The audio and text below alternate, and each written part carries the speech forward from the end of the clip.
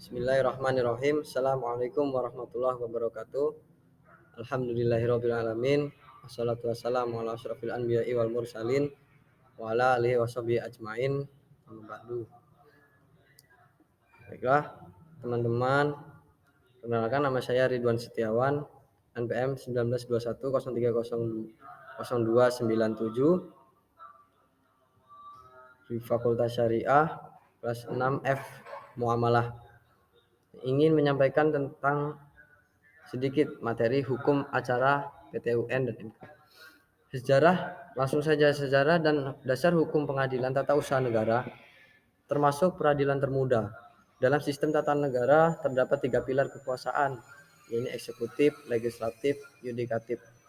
PT-UN dan pengadilan lainnya termasuk yudikatif. Pasal 24 UUD Surat Undang-Undang Nomor 4 Tahun 2004 ditegaskan bahwa kekuasaan kehakiman dilaksanakan oleh Mahkamah Agung dan di bawahnya peradilan umum, agama, militer, tata usaha.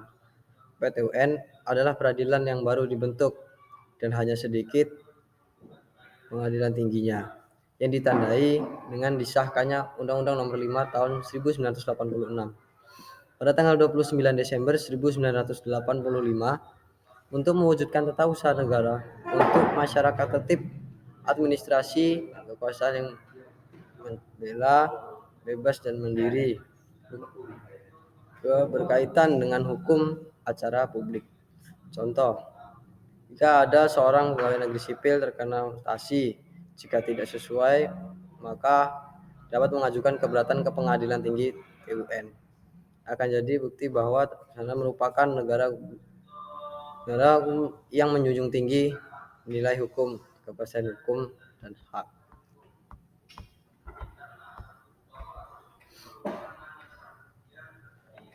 PP nomor 7 tahun 1991 pada tanggal 19 Januari 1991 tata usaha negara mulai berlaku. Untuk saat ini PT-UN masih terbatas, hanya sebanyak 2 dan tata usaha negeri tinggi 4, Medan, Surabaya, Makassar, Jakarta. Kompetensi atau kewenangan suatu peradilan dalam suatu masalah relatif sesuai wilayah hukum. Absolut, yaitu berwenang pengadilan suatu perkara menurut objek dan sengketa. Versi relatif, suatu badan pengadilan yang sesuai atas wilayah. Suatu badan pengadilan berwenang memeriksa suatu sengketa orang yang berada di wilayah hukumnya. Pasal 6 dan pasal 24 pasal 6 Undang-Undang Nomor 5 Tahun 1986 Undang-Undang Nomor 9 Tahun 2004. Pengadilan tata usaha negara berkedudukan di ibu kota atau wilayah hukumnya dan daerah. 2. TUN berdalatan di ibu kota, provinsi dan wilayah hukumnya mengenai dengan tempat kedudukan. Suatu pihak dalam pasal 4 Undang-Undang Nomor 5 Tahun 1986, Undang-Undang Nomor 9 Tahun 2004 mengatur mengenai gugatan sengketa TUN yang diajukan ke pengadilan yang berwenang dan yang daerahnya meliputi daerah tergugat. Jadi mengenai subjek TUN seorang atau individu atau badan hukum perdata sebagai penggugat dan badan atau pejabat TUN itu sebagai tergugat. Yang menjadi objek adalah persoalan dalam sengketa atau surat keputusan TUN yang dikeluarkan pejabat atau badan TUN. Dasar hukum yaitu PP nomor 41 tahun 1991 tentang pembentukan peradilan TUN. Undang-Undang Nomor 5 tahun 1986 tentang peradilan tata usaha negara. Undang-Undang Nomor 9 tahun 2004 tentang perusahaan atas Undang-Undang Nomor 5 tahun 1981 tentang peradilan tata usaha negara. Undang-Undang Nomor 51 tahun 2009 tentang perubahan kedua atas Undang-Undang Nomor 5 tahun 1981 tentang peradilan tata usaha negara, tempat atau kedudukan. Undang-Undang Nomor 9 pasal 6 tahun 2004 Pengadilan Tata Usaha Negara berkedudukan di kota, kabupaten, dan wilayahnya. Pengadilan Tinggi TUN berkedudukan di wilayah ibu kota dan provinsi.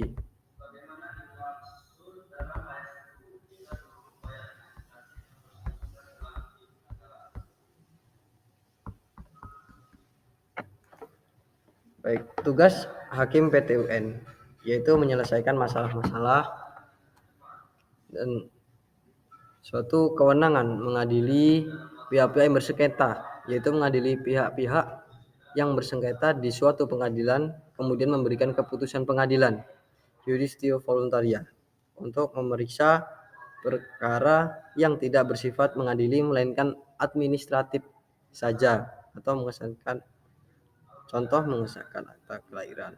Keaktifan hakim untuk mengimbangi dan mengatasi kesulitan penggugat karena menggugat bahwa kedudukan penggugat dengan pejabat TUN tidaklah sama.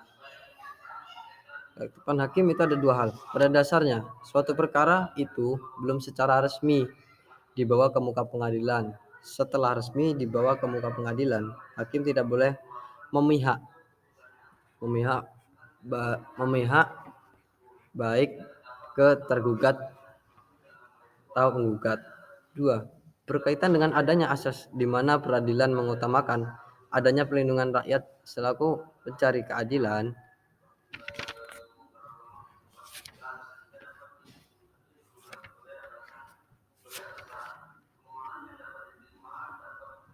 Tugas hakim ada dua, yaitu mengadili pihak-pihak yang bersengketa dalam sidang pengadilan.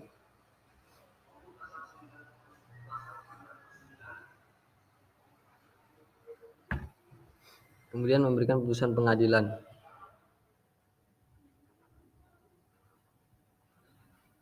Judicatio Voluntaria, yaitu suatu kewenangan untuk memeriksa perkara yang bersifat mengadili, melainkan bersifat administrasi saja, misal mengesahkan akta kelahiran. Lebih kurangnya hakim PTUN meliputi tugas Judicatio Costiosa. Hakim PTUN bertugas untuk memeriksa, memutuskan, dan menyelesaikan sengketa TUN yang didasarkan pada adanya gugatan dari pihak ke pihak lainnya. Asas-asas hukum PTUN.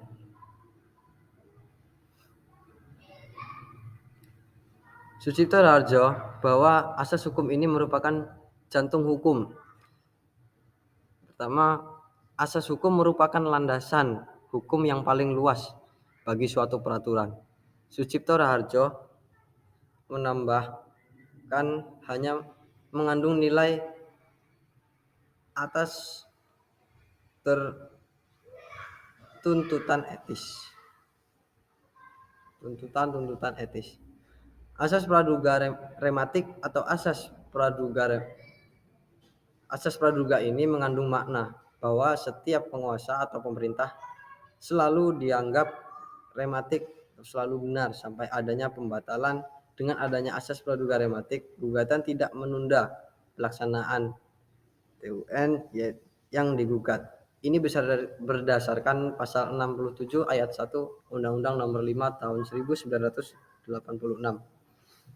Asas keaktifan hakim sebelumnya dilakukan pemeriksaan terhadap pokok sengketa umum, melakukan rapat pemusyawaratan untuk menetapkan apakah gugatan tidak diterima atau tidak berdasarkan yang dilengkapi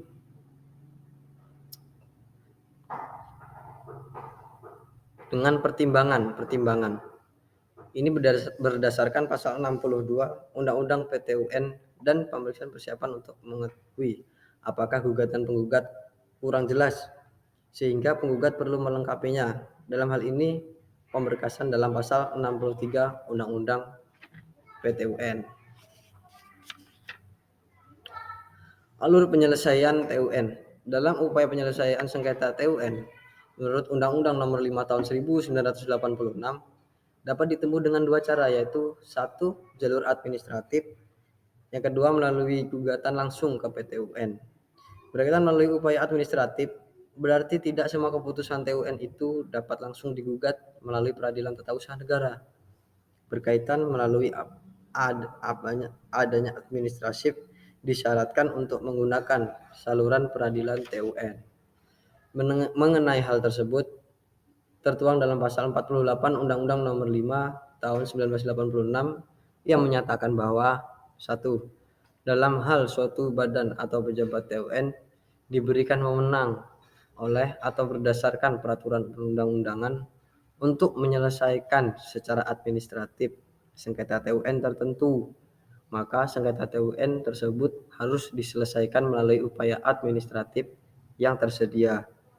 Yang kedua, pengadilan baru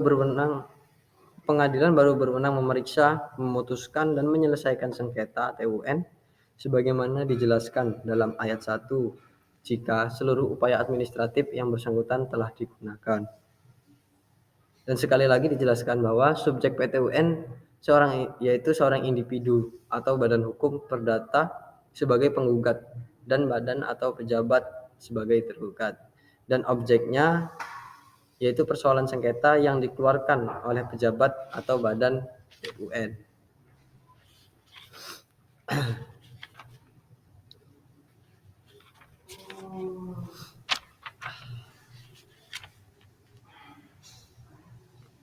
Upaya menyelesaikan dengan administratif ada dua macam, yaitu banding administratif. Apabila penyelesaian dilakukan dengan instansi atasan atau instansi lainnya yang mengeluarkan keputusan yang bersangkutan.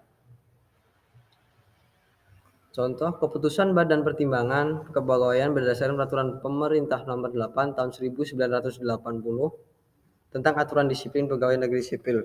Prosedur 2. Yang kedua, prosedur keberatan. Penyelesaian keputusan TUN harus dilakukan sendiri oleh badan atau pejabat TUN yang mengeluarkan keputusan itu. Contoh, pasal 25 Undang-Undang Nomor 6 Tahun 1983 tentang ketentuan umum perpajakan.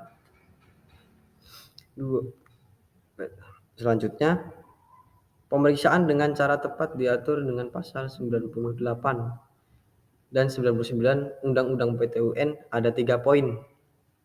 Yang pertama, apabila terdapat kepentingan penggugat yang cukup mendesak yang harus disimpulkan dari alasan-alasan permohonannya, penggugat dalam gugatannya dapat memohon kepada pengadilan supaya pemeriksaan sengketa dipercepat. Yang kedua, sengketa pengadilan dalam jangka 14 hari setelah diterimanya permohonan yang dimaksud pasal mengeluarkan ketetapan tentang dikabulkannya atau tidak permohonan tersebut. Yang ketiga, terdapat ketetapan sebagaimana dimaksud dalam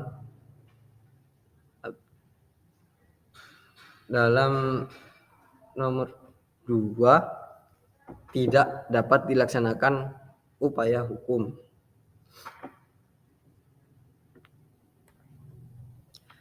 Seperti pembongkaran bangunan atau rumah yang ditempati penggugat sehingga dapat digunakan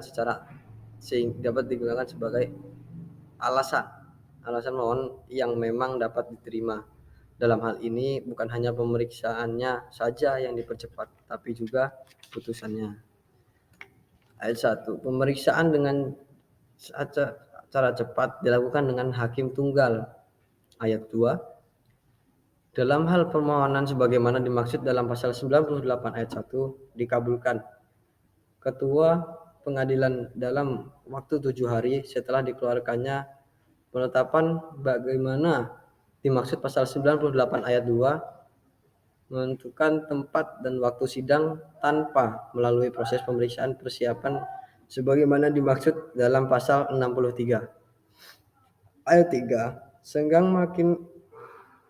Senggang waktu untuk jawaban dan pembuktian bagi kedua belah pihak masing-masing ditentukan tidak melebihi 14 hari dari ketentuan pasal 98 dan 99. Undang-Undang PTUN dapat diketahui yang dapat mengajukan permohonan pemeriksaan dengan cara cepat adalah pihak penggugat dan permasalahan itu harus diajukan bersama-sama dalam surat gugatan yang diajukan.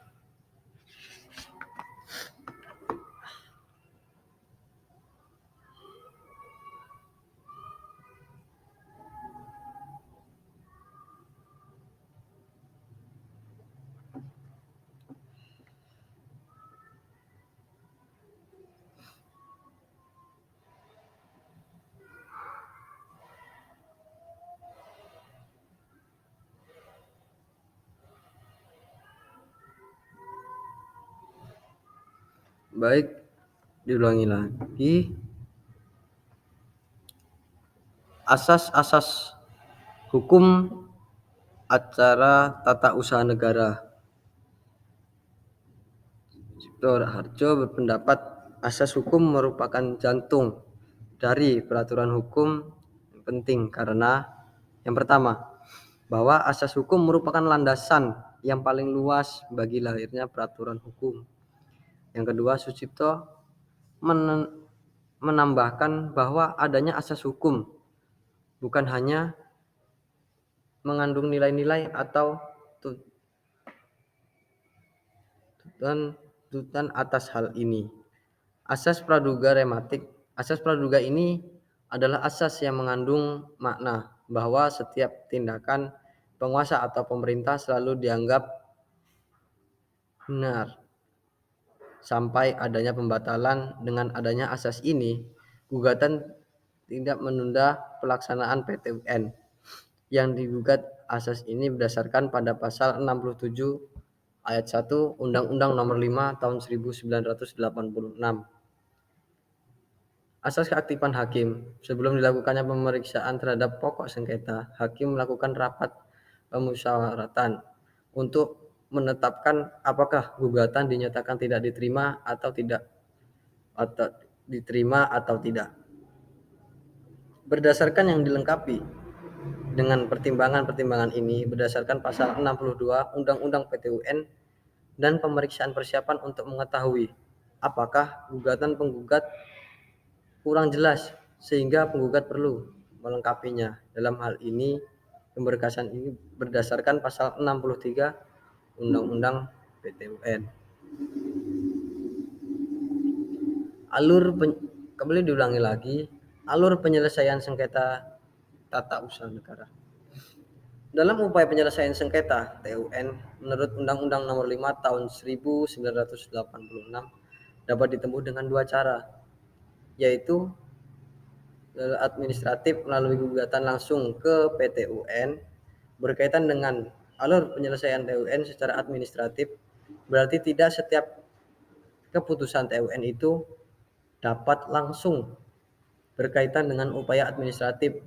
Disyaratkan untuk menggunakan saluran peradilan tata usaha negara mengenai hal tersebut untuk tertuang dalam pasal 48 Undang-Undang Nomor 5 Tahun 1986 yang menyatakan bahwa 1. Dalam hal suatu badan atau pejabat tata usaha negara diberikan wewenang oleh atau berdasarkan peraturan perundang-undangan untuk menyelesaikan secara administratif sengketa TUN tertentu, maka sengketa TUN tersebut harus diselesaikan melalui upaya administratif yang tersedia.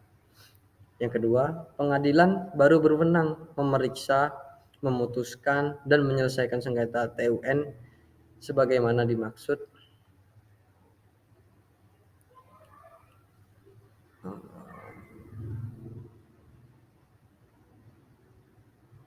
Sebagaimana dimaksud.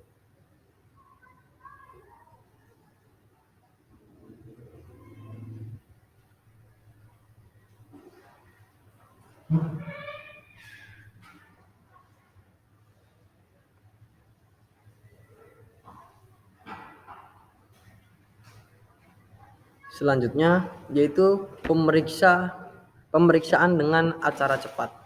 Diatur dalam pasal 98 dan 99 Undang-Undang PT-UN ada 3 poin. Yang pertama, apabila terdapat kepentingan penggugat yang cukup mendesak yang harus disimpulkan dari alasan-alasan permohonannya, penggugat dalam gugatannya dapat kepada pengadilan supaya pemeriksaan sengketa dipercepat. Kedua, ketua pengadilan dalam jangka waktu 14 hari setelah diterimanya permohonan sebagaimana dimaksud dalam ayat 1, mengeluarkan ketetapan tentang dikabulkannya atau tidak permohonan tersebut. Yang ketiga, terhadap penetapan sebagaimana dimaksud dalam ayat 2 tidak dapat dilakukan upaya hukum. Kepentingan penggugat dianggap mendesak apabila menyangkut kepentingan TUN. Contoh, pembongkaran rumah di tempat penggugat, sehingga dapat dipergunakan sebagai alasan-alasan pemohon yang dapat diterima. Dalam hal ini, bukan hanya pemeriksaannya saja yang dipercepat, tetapi juga putusannya. Bunyi pasal 99 Undang-Undang PTUN yaitu 1. Pemeriksaan dengan acara cepat dilaksanakan dengan hakim tunggal. Yang kedua, dalam hal permohonan sebagaimana dimaksud dalam pasal 98 ayat 1 dikabulkan ketua pengadilan dalam jangka waktu 7 hari atau 1 minggu. Setelah dikeluarkannya penetapan sebagaimana dimaksud dalam pasal 1 Pasal 98 ayat 2 menentukan tempat waktu sidang tanpa melalui proses pemeriksaan persiapan sebagaimana yang dimaksud dalam pasal 63. Yang ketiga, tenggang waktu untuk jawaban dan pembuktian bagi kedua belah pihak masing-masing ditentukan tidak melebihi 14 hari. Dari ketentuan pasal 98 dan 99 Undang-Undang PTUN dapat diketahui bahwa dapat mengajukan permohonan pemberkasan dengan acara cepat adalah pihak penggugat.